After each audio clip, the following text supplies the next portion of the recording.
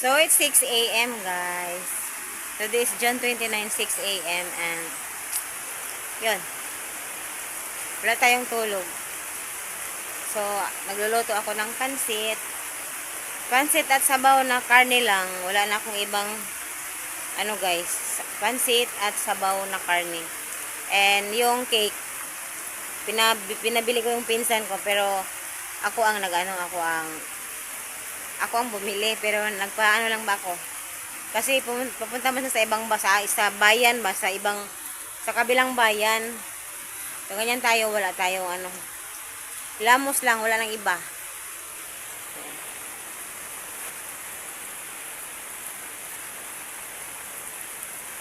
So, kailangan mo pa yung i-blow.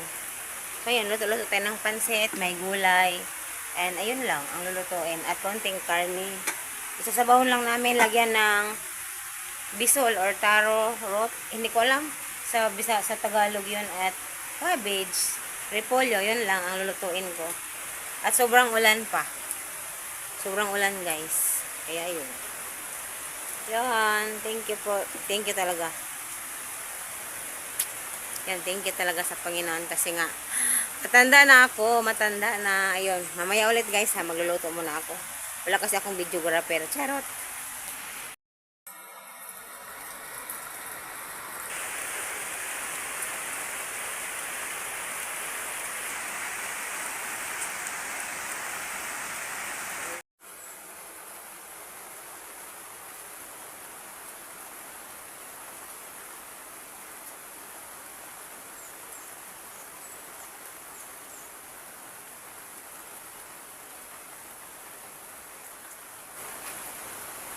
Cooking tayo guys.